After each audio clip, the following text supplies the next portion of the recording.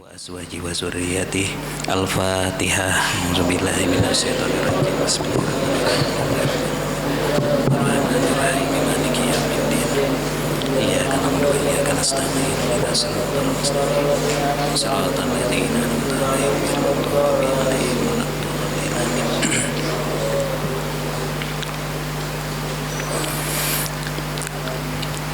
Alhamdulillahirabbil alamin. Wassalatu wassalamu ala asyrafil anbiya'i wal mursalin sayyidina wa maulana Muhammadin wa ala alihi wa sahbihi ajma'in, amma ba'd. Hadirin santri sekalian yang dirahmati oleh Allah Subhanahu wa taala.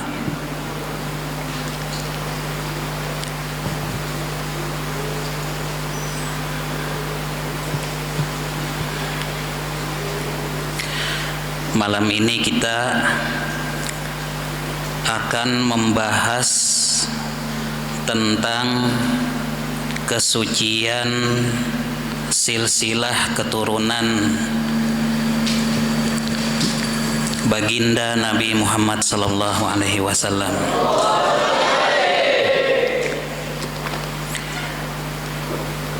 Diriwayatkan dari Ibnu Abbas bahwasanya Nabi Muhammad bersabda, "Aku tidak dilahirkan dari perkawinan dengan cara jahiliyah, melainkan dari pernikahan Islam."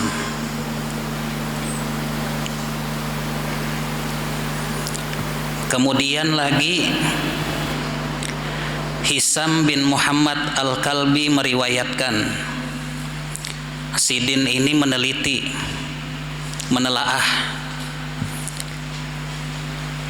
menelaah nenek moyang, orang tua, kakek Nabi, buyut Nabi, terus sampai ke atas, yang ternyata perkawinan nenek moyang Nabi adalah secara Islam,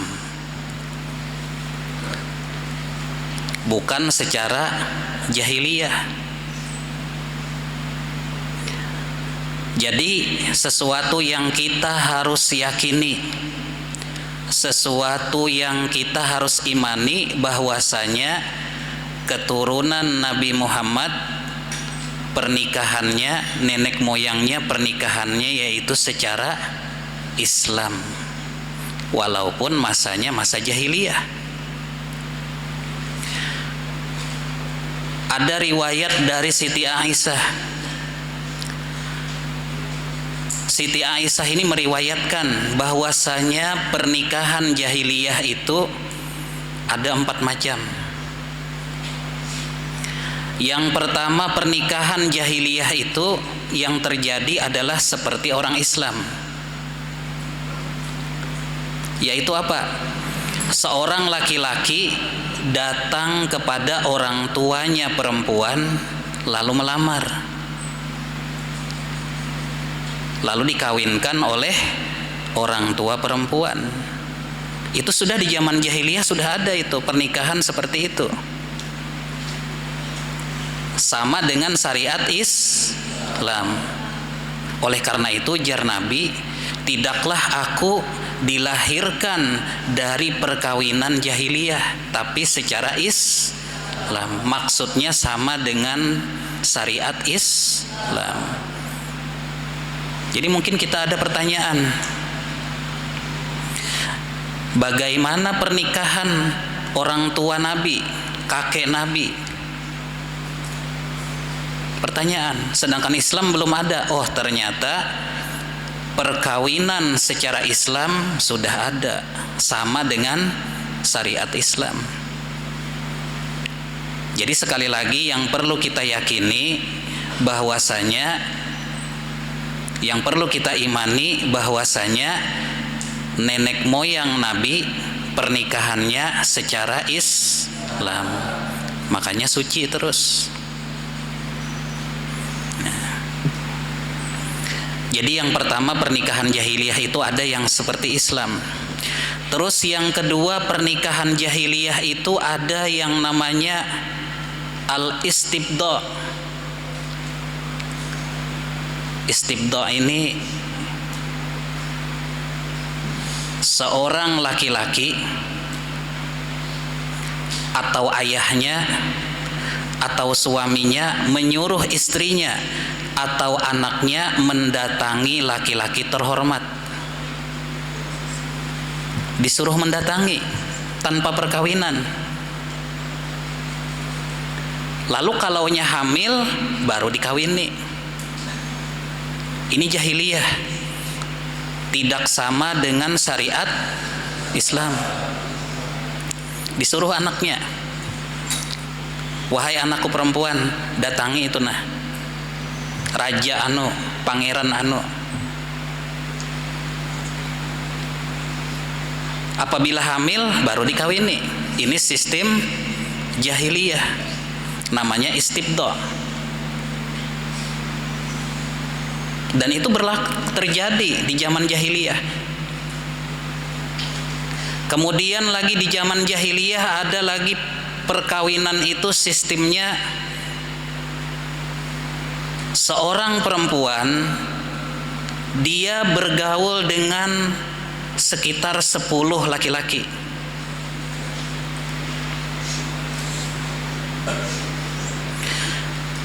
Kalaunya dia hamil,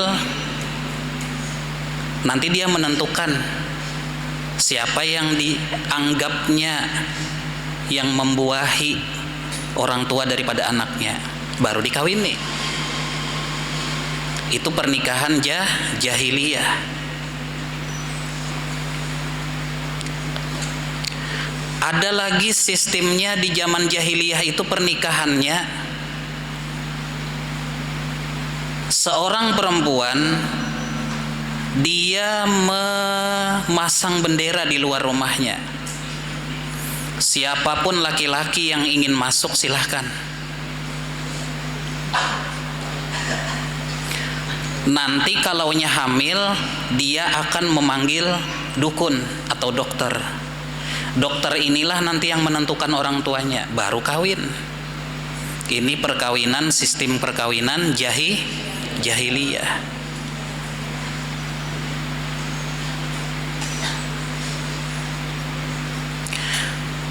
Ada lagi sistem perkawinan jahiliyah. Seorang laki-laki mengawinkan anaknya perempuan dengan tujuan dia pun boleh nanti mengawini anaknya yang laki-laki yang dinikahkan tadi. Jadi sistemnya barter, tukar tambah. Ini sistem jahiliyah. Nah, itu sistem jahiliyah yang tidak sesuai dengan syariat Islam.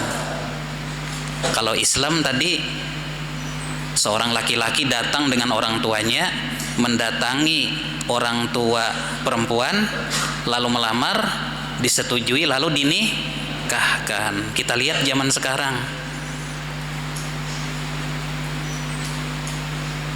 Kira-kira adakah masih sistem jahiliyah itu adalah?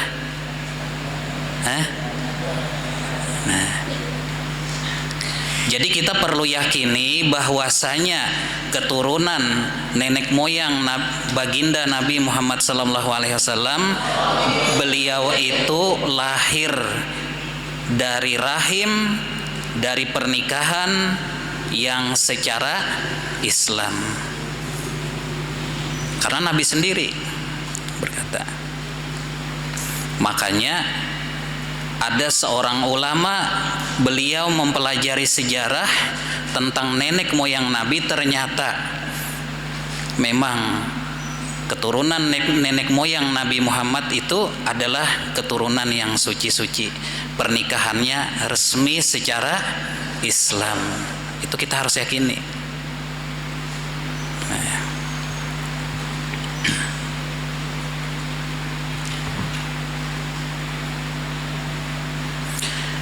Ibnu Abbas meriwayatkan dalam hadis yang lain bahwa Nabi bersabda, tidak sekali-kali pertemuan ayah dan bundaku dengan perkawinan yang tidak sah. Allah Ta'ala memindahkan aku dari sulbi,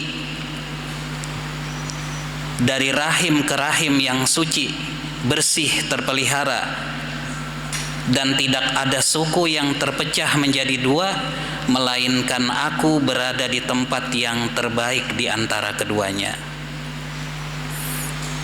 Jadi kita harus meyakini sekali lagi, adalah keturunan Nabi Muhammad adalah keturunan suci. Tidaklah lahir dari perkawinan yang tidak Islam.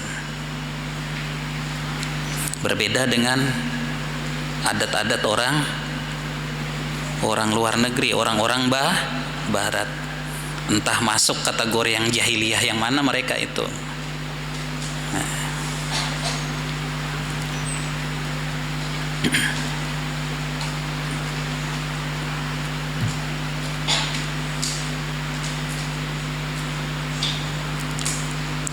Kemudian Siti Aisyah meriwayatkan pula bahwa Nabi bersabda, malaikat Jibril pernah berkata,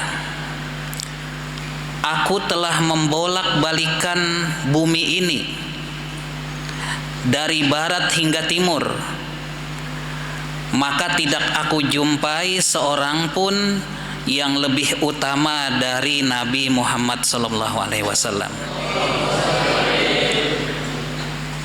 Dan tidak kulihat suku yang lebih mulia dari Bani Hasyim. Jadi Nabi Muhammad ini lahir dari pecahan-pecahan suku, yang sukunya pun suku pilihan.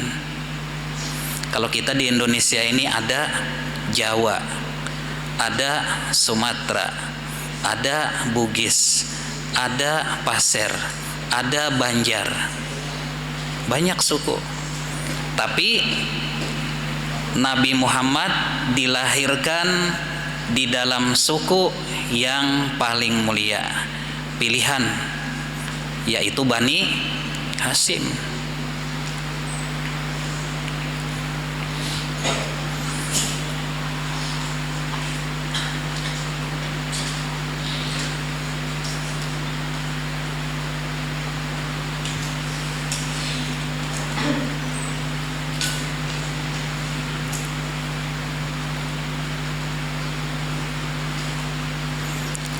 Sementara itu patut untuk diketahui bahwa Nabi dilahirkan sebagai anak tunggal, tidak bersaudara. Nabi tidak bersaudara kandung, baik laki-laki maupun perempuan, karena Allah Subhanahu wa Ta'ala pada puncak kemuliaannya, Allah Ta'ala ingin memuliakan silsilah keturunan yang menjadi ciri khas bagi martabat kenabiannya. Nah, jadi memang Nabi adalah orang pilihan.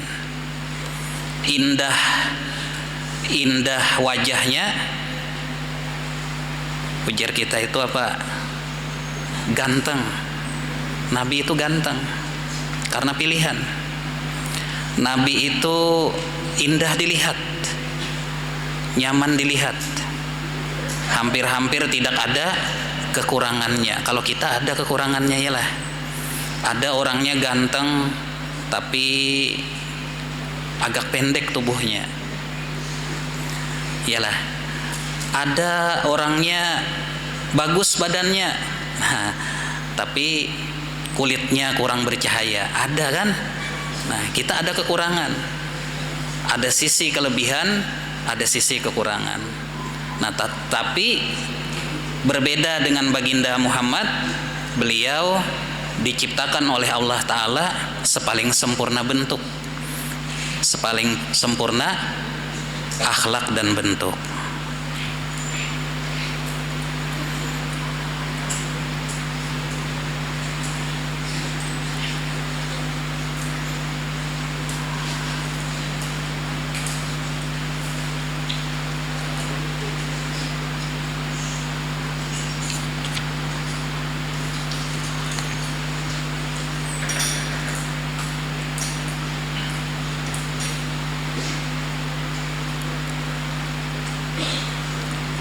Makanya kalau orang yang lahir tanpa perkawinan, istilahnya itu anak dari hasil zina. Anak itu tidak dinisbahkan kepada bapaknya. Jadi kalaunya ada seseorang yang dilahirkan di luar nikah, dia binnya bukan kepada bapaknya, tapi ke ibunya. Karena bukan sah, dia bukan keturunan, tidak sah dia dianggap keturunan dari bapaknya yang bapak darahnya kan. Nah, jadi dia dinisbahkan kepada ibunya.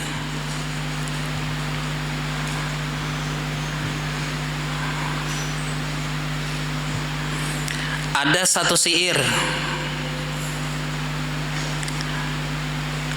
syair yang memuji kepada baginda Nabi Muhammad.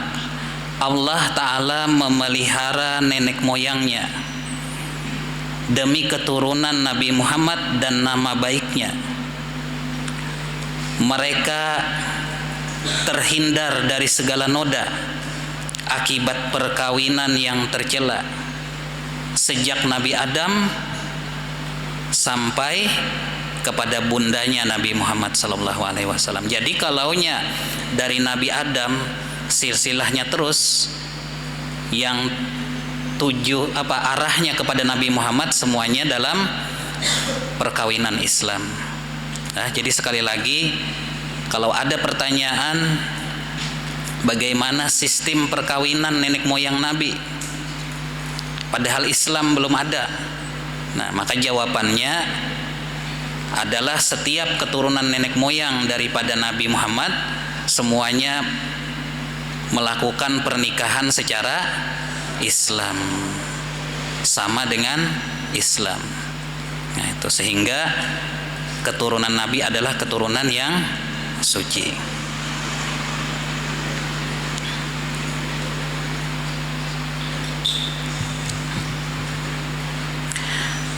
Adapun bentuk dan raut wajah Nabi, bentuk dan raut wajah Nabi,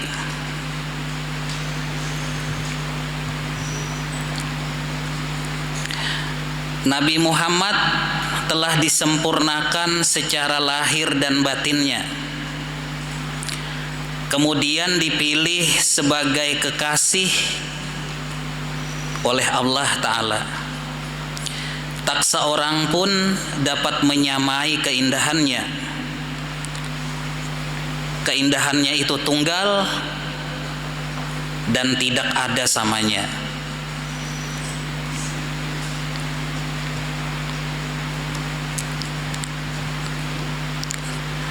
Imam Al-Qurtubi berkata, keindahan Nabi tidak bisa tampak jelas. Jadi sebenarnya tidak ada orang yang bisa melihat Nabi itu secara jelas, walaupun sahabat di waktu itu. Karena Nabi itu bercahaya, tetapi dilindungi oleh hijab. Hanya sedikit kita itu bisa melihat. Seandainya kita jadi sahabat di zaman itu, kita tidak bisa melihat Nabi itu secara sempurna. Karena kalaunya kita melihat Nabi seutuhnya, kita akan siup. Karena melihat keindahan Nabi. Jadi zaman dulu sahabat ini bagaimana melihat Nabi? Tidak melihat secara seutuhnya. Karena sebagian sahabat itu apabila ingin mengangkat kepala melihat Nabi, ada yang tertunduk.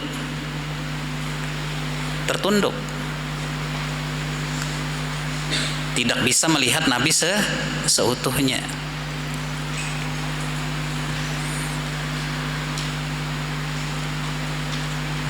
Karena penglihatan kita tidak sanggup menatap wajah beliau yang seutuhnya.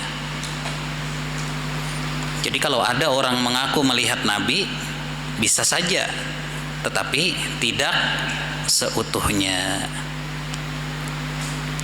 Di dalam hadis lagi kita jumpai ada beberapa riwayat yang menggambarkan keindahan bentuk dan keelokan Nabi. Oleh karena itu kita yakin bahwa Allah yang Maha Kuasa menciptakan beliau dalam sebagus-bagus rupa dan sebaik-baik bentuk dalam kesempurnaan iman kita kepadanya. Jadi kalaunya kita melihat seseorang siup kita, berarti hebat orang itu ya lah. Nah, jangan melihat kawan menghina lah. Nah, aku siup jar melihatnya jar. Iyalah, kalau melihat Nabi siup karena keindahannya. Kalau kita melihat kawan siup karena apa kira-kira? Nah,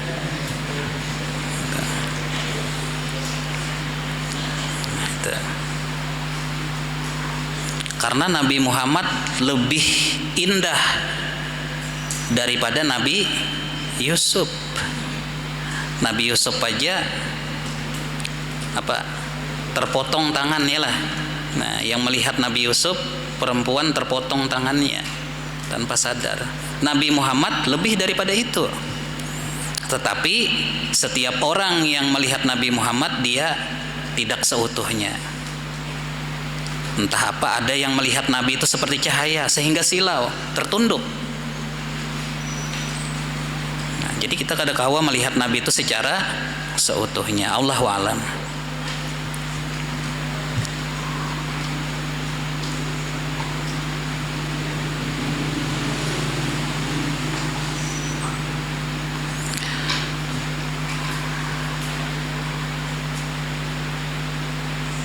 Ada seorang sahabat ditanya tentang bagaimana wajah Nabi Muhammad. Lalu sahabat itu menggambarkan wajah Nabi Muhammad adalah berwarna putih. Putihnya putih yang menarik, yang berseri bila sedang gembira, bagaikan bulan purnama yang memancarkan sinar. Nah, itu gambaran tentang baginda Nabi Muhammad.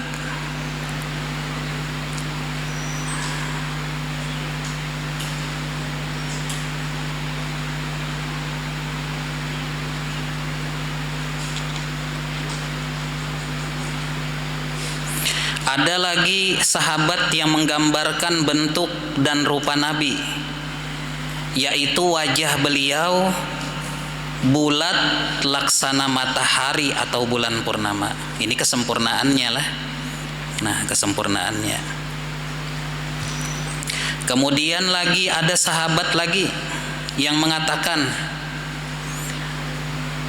Rasulullah itu memiliki tampang muka yang sangat gagah, berwibawa dan berseri-seri bagaikan bulan purnama. Ada lagi sahabat yang menggambarkan tentang Nabi.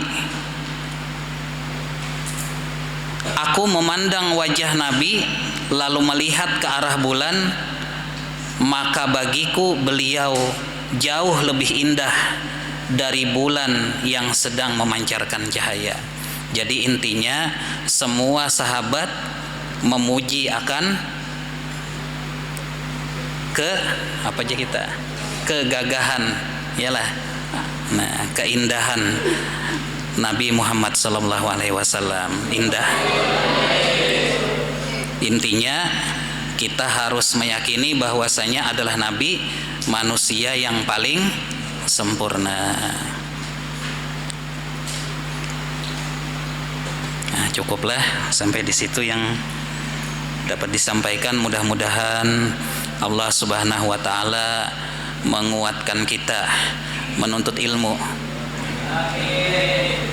Tidak bosan-bosannya menuntut ilmu. Selalu bersemangat. Nah, ala hazihi niyah wa ala kulli niyatin salihah wa ila hadratin nabi sayyidina Muhammadin sallallahu alaihi wasallam. Al-Fatihah. A'udzubillahi minasyaitonir rajim. Bismillahirrahmanirrahim. Iyyaka na'budu wa iyyaka nasta'in. Ihdinas siratal mustaqim. Siratal ladzina an'amta 'alaihim ghairil maghdubi 'alaihim waladdallin. Amin. Bismillahirrahmanirrahim. Alhamdulillahirabbil alamin wassalatu wassalamu ala asyrafil anbiya'i wal mursalin sayyidina wa maulana Muhammadin wa ala alihi wa sahbihi ajma'in. Allahumma tawil a'marana wa sahhi jasadana wa nawwir qulubana wa ahsin akhlaqana wa amalana wa sabbit imanana wa qdi hawaijana kullaha bi rahmatika ya arhamar rahimin. Rabbana atina fid dunya hasanah wa fil akhirati hasanah wa qina azabannar. Wa sallallahu ala sayyidina Muhammad wa ala alihi wa sahbihi wasallam. Alhamdulillahirabbil alamin.